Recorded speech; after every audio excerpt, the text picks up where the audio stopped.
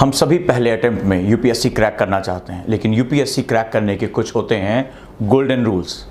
इन golden rules को जानना, हम कैसे करें पढ़ाई, कैसे करें कमांड, कौन सी पढ़ें बुक्स और कितने घंटे पढ़ें, आइए इस वीडियो में हम जानने की कोशिश करते हैं कि हमारे डायमेंशंस क्या क्या हैं। अगर आप सही तैयारी की शुरुआत करना चाहते हैं, हाँ मैंने कहा सही तैयारी की शुरुआत करना चाहते हैं, क्योंकि कई लोग तैयारी की शुरुआत करना चाहते हैं लेकिन सही शुरुआत एक अलग शब्द होता है। अगर सही शुरुआत करना चाहते हैं तो सबसे पहले आपको कमांड होना चाहिए अपने सिलेबस पर। सिलेबस जो कि आपका रोड मैप है। आपको पता होगा कि सिलेबस प्री और मेंस का अलग अलग होता है। यहां तक कि आप जानकर आश्चर्य करेंगे कि नोटिफिकेशन में इंटरव्यू के सिलेबस के बारे में एक ब्रीफ इंट्रोडक्शन होता है, जहां वो आपकी रुचियों, आपकी अभियोग्यताओं के बारे में बात करते हैं दोस्तों। तो अगर हम बात करेंगे प्री के सिलेबस को लेकर, तो पहला पेपर जीएस और सेकेंड पेपर जिसे हम लोग सीसैट के नाम से जानते हैं, वो आपकी जानकारी में होना बहुत आवश्यक है। अगर हम मेंस पर आते हैं तो मेंस के पेपर में आपको जो सबसे बड़ी जानकारी लेनी है वो अपने सामान्य अध्ययन के पेपर के बारे में जानकारी है। यानी वो चारों paper GS1, GS2, GS3 and GS4, इन सभी के शब्दों की जानकारी आपको होना बहुत आवश्यक है। साथ ही साथ ऑप्शनल का जो सिलेबस है वो तो आपके लिए बहुत ही मस्ट है, क्योंकि ऑप्शनल के पेपर में ज्यादातर क्वेश्चन सिलेबस को कवर करते हुए ही आते हैं। तो अगर हम बात करें, आप जब मेंस के सिलेबस की तरफ जाते हैं तो सबसे पहला तरीका होता है आपके पास हमेशा उसकी एक कॉपी होनी चाहिए, और अगर आपके पास नहीं है तो हमारे व्हाट्सएप ग्रुप जो नीचे नंबर दिया है उससे जुड़कर आप वो कॉपी मंगा सकते हैं। अब इनका आपको सबसे पहले लगातार अध्ययन करना है, उसको पढ़ते रहना है। दूसरा, इसका जो सबसे अच्छा तरीका होता है इसको अप्लाई करना। जब भी कोई सुबह न्यूज़पेपर आए तो उस न्यूज़पेपर पे आप सिलेबस वाइज जो है वो इंडिकेट करना शुरू कर दिए। जैसे अगर आज कोई खबर आती है कृषि में महिलाओं की भूमिका, अगर आप ये टाइटल पढ़ रहे हैं यानी कि जो role of women in agriculture, आपको ये पता होना चाहिए कि किस पेपर के अंदर है, आपने उस पर मार्क कर दिया। अगर आपके पास ये क्वेश्चन आ रहा है, आपने वो टाइटल पढ़ा कि आज भारत और अमेरिका बातचीत करने बैठ रहे हैं, तो आपको पता होना चाहिए कि अंतर्राष्ट्रीय संबंध वो किस पेपर के अंतर्गत हैं। जब आप ये इसको आदत लेकर आएंगे तो धीरे धीरे आपको शब्दों की जो है पकड़ होती जाएगी, सिलेबस आपकी पकड़ में होता जाएगा। इसके बाद सिलेबस का दूसरा तरीका होता है सिलेबस की गूढ़ समझ, यानी कि जो सिलेबस के अंदर जो वर्ड दिए हुए हैं उन वर्ड्स को पकड़ना, साथ ही साथ यूपीएससी इसमें क्या फोकस करने की कोशिश कर रहा है वो चीज आपको जानना बहुत आवश्यक है। इसके साथ साथ दोस्तों आगे बढ़ते हैं, जब सिलेबस पे आपकी पकड़ हो जाए तो अगला तरीका होता है प्रीवियस ईयर पेपर पढ़ना। यस, अब आपके दिमाग में क्वेश्चन आ रहा होगा, मैंने तो अभी कुछ पढ़ा ही नहीं, तो मुझे क्वेश्चन पेपर पढ़ने की आवश्यकता क्या है। सबसे पहले आप ऑब्जेक्टिव यानी प्री के पेपर पढ़ने शुरू करिए। इसके लिए आप डिफरेंट प्रकाशंस पे तमाम जो है पिछले 10 से 15 सालों का पेपर दिया होता है। जब आप इसको पढ़ना शुरू करेंगे, कम से कम जो है वो 2011 से लेकर अब तक का पेपर आपको पढ़ना बहुत आवश्यक है। जब आप इसको पढ़ेंगे तो आप यहां पर आप बार बार वो क्वेश्चन जब पढ़ना शुरू करेंगे आपके दिमाग में हुकिंग हो जाएगी। इसको हुकिंग के मेथड से जाना जाता है। हुकिंग का ये मेथड जो होता है वो आपको प्रश्नों के विन्यास के बारे में बता देगा। यानी मैं ये टॉपिक जो पढ़ने जा रहा हूं इसके क्या क्या डायमेंशन यूपीएससी ने अब तक पूछ रखे हैं। जीएम क्रॉप से क्या क्वेश्चन आया हुआ है, साइंस से क्या क्वेश्चन बनते हैं, हिस्ट्री से क्या क्वेश्चन बनता है, ज्योग्राफी के इस पर्टिकुलर पार्ट से कितने तरह के क्वेश्चन हमारे बनते हैं। तो इसका सीधा सा मतलब है जब उसकी कम से कम 2 से 3 रीडिंग आपकी प्रीवियस ईयर पेपर की होनी चाहिए। जब आप किताब पढ़ने बैठेंगे तो आपके दिमाग में स्ट्राइक होना शुरू करेगा, अरे ये क्वेश्चन तो मैंने देखा है। इसका सबसे बड़ा फायदा होगा कि किताब के उस हिस्से पर, उस टॉपिक पर या उस जो है वो हेडिंग पर आपकी खास नजर आ जाएगी, यस इसके क्वेश्चन मैंने पढ़े थे और ये क्वेश्चन जो है वो मुझे अब ध्यान से समझना है। इससे आपका कंसंट्रेशन उस पर्टिकुलर पॉइंट पर बहुत ज्यादा बढ़ जाएगा। अब हम इसके बाद आते हैं और यहां हम समझते हैं कि आगे हमें क्या प्रोसीडिंग करनी है। आगे किताबों को 2 हिस्सों में बांटा जाता है, एक बेसिक बुक्स और एक एडवांस बुक।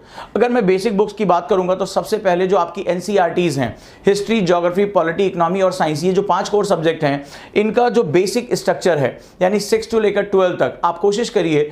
हिस्ट्री में आप पुरानी पढ़ सकते हैं, बाकी सब में आप नई पढ़ने की कोशिश करिए कि एनसीईआरटी हमारी पढ़ ले जाए। आप जब एनसीईआरटीज को पढ़ेंगे तो आपको एक बेसिक एडवांटेज होगा, लेकिन ध्यान रखिएगा कि एनसीईआरटी को पढ़ना ही पर्याप्त नहीं होगा, क्योंकि यूपीएससी आज के दिनों में बीटीएल यानी बिटवीन द लाइंस पर जा रहा है। यानी कोई स्टेटमेंट जो लिखा हुआ है उस स्टेटमेंट के मतलब क्या होंगे ये जानना आपके लिए बहुत आवश्यक है। तो यहां पर उसको पढ़ने के साथ साथ उसकी एक समझ धारण करना बहुत आवश्यक कार्य होता है। अगर एनसीईआरटी की जो 50 से ज्यादा किताबें हैं, अब इसके बाद हम स्टैंडर्ड बुक्स की बात करते हैं। स्टैंडर्ड बुक्स में सबसे पहले हिस्ट्री की बुक आती है, और हिस्ट्री की बुक में आज के समय में एक बड़ी इंपॉर्टेंट किताब चल रही है, शेखर बंदोपाध्याय की वो बुक है प्लासी से विभाजन तक, फ्रॉम प्लासी टू पार्टीशन। तो ये जो इंपॉर्टेंट सेगमेंट है, मैंने यहाँ विपिन चंद्रा का नाम नहीं लिया। विपिन चंद्रा एक बहुत ही क्लासिक बुक है, बहुत अच्छी बुक है, लेकिन अभी जो प्रश्नों का इनपुट आ रहा है वो यहाँ पर देखा जा रहा है कि प्लासी से विभाजन तक मॉडर्न इंडिया के लिए बहुत प्यारी किताब है। इसके बाद अगर हम प्राचीन भारत की बात करेंगे तो झा श्रीमाली की बुक आप पढ़ सकते हैं। यहाँ पर आप झा श्रीमाली की बुक और मेडाइवल के लिए सतीश चंद्रा की बुक, ये हिस्ट्री की इंपॉर्टेंट किताबें हैं।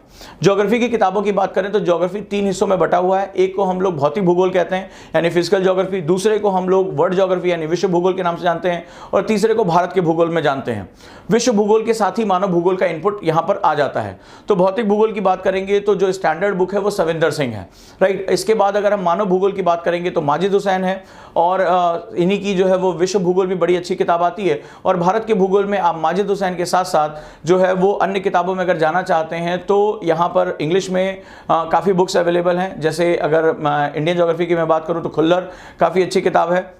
हालांकि जो एनसीईआरटीज़ हैं वो काफ़ी हद तक आपका कवर कर देती हैं काम, लेकिन ध्यान रखिएगा जो अभी आज के समय में क्वेश्चन आ रहा है वो काफ़ी हद तक कंटेम्प्रोरी या समसामयिक आ रहा है। तो इसके लिए एक मैगजीन है, वो है ज्योग्राफी यानी भूगोल। और आप अगर आप किताबों के साथ इस मैगजीन को इनपुट नहीं देंगे तो आपका जो आधुनिक विन्यास है यानी कि जो मॉडर्न आपके डायमेंशंस हैं वो कवर नहीं होंगे। तो इसके साथ आपको ये कवर करना है। अब हम बात करते हैं तीसरे सेगमेंट पे यानी पॉलिटी पे।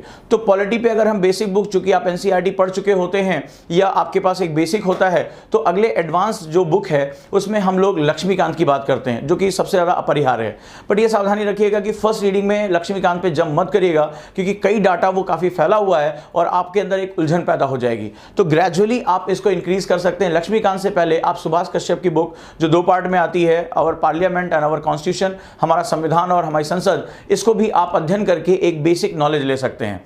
तो दोस्तों इसके भी क्वेश्चन काफ़ी हद तक कंटेम्प्रोरी आ रहे हैं। न्यूज़पेपर रीडिंग इसके लिए मस्ट है, तो न्यूज़पेपर रीडिंग कर सकते हैं। साथ ही साथ पीआईबी पे यानी प्रेस इंफॉर्मेशन ब्यूरो पे जो महत्वपूर्ण जानकारियां आ रही हैं उनको आप इसके साथ अपडेट कर सकते हैं, या द हिंदू एक्सप्रेस में जो भी इंपॉर्टेंट सेगमेंट्स आ रहे हैं वो इसके साथ अपडेट कर सकते हैं।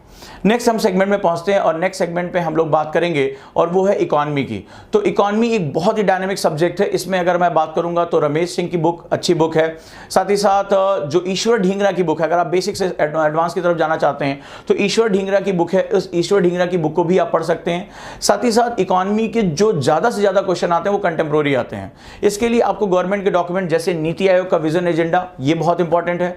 साथ ही साथ जब आप नेक्स्ट ईयर एग्जाम देंगे तो इकोनॉमिक सर्वे बहुत ही महत्वपूर्ण है। इंडिया ईयर बुक के जो इकोनॉमी के चैप्टर हैं ये बहुत महत्वपूर्ण है, इनको आप लगातार अपडेट करिए। और साथ ही साथ समाचार पत्रों में जो नए शब्द आते हैं, जैसे सपोज दैट आपका कोई वर्ड आया बैंक रेट क्या होता है या लिक्विडिटी एडजस्टमेंट रेशियो क्या होता है, ये सारे जो वर्ड आपके आ रहे हैं इनको आपको कवर करना है, राइट। तो इस वर्ड का मतलब क्या होता है, इनके प्रभाव क्या होते हैं, ये जानना बहुत जरूरी है। विज्ञान की बात करें, साइंस की बात करें, तो अगर आप 8th, 9th और 10th एनसीईआरटी पे जाते हैं तो आपका बेसिक वहां कवर हो जाता है। साथ ही साथ स्पेक्ट्रम की साइंस एंड टेक्नोलॉजी की बुक आती है, विज्ञान और प्रौद्योगिकी, ये आपकी तैयारी के लिए काफ़ी बड़ा डायमेंशन देता है। और हिंदू का जो साइंस का एडिशन आता है उसको आप ज़रूर अपडेट करते रहिए। साथ ही साथ इसमें एक मैगजीन है साइंस रिपोर्टर और विज्ञान प्रगति, कोशिश करिए कि इसको आप रेगुलर स्टडी में लेकर आएँ, क्योंकि टेक्नोलॉजी के क्वेश्चन बहुत कंटेम्प्रोरी आते हैं, बहुत ही समसामयिक आते हैं, राइट दोस्तों। तो ये आपके कोर सब्जेक्ट्स रहे, हिस्ट्री, ज्योग्राफी, पॉलिटी, इकोनॉमी और साइंस। इसके साथ साथ आप अपना प्रिपरेशन शुरू करिए। साथ ही साथ अगर हम और भी सब्जेक्ट की बात करते हैं जैसे आईआर की, तो आईआर के लिए यानी अंतर्राष्ट्रीय संबंधों के लिए जो बेसिक स्टडी आप करेंगे वो वीपी दत्त की बुक आएगी, यानी कि जो बहुत एक इंपॉर्टेंट सेगमेंट है। साथ ही साथ आप इसमें राजीव सीकरी की भी बुक पढ़ सकते हैं, ये भी काफ़ी अच्छी इंपॉर्टेंट बुक है जो आपको आईआर के डायमेंशन देना शुरू करेगी। इसी के साथ साथ आपदा प्रबंधन के लिए भी एक इंपॉर्टेंट बुक है सविंदर सिंह की, आप डिजास्टर मैनेजमेंट के लिए उस बुक को भी रेफर कर सकते हैं।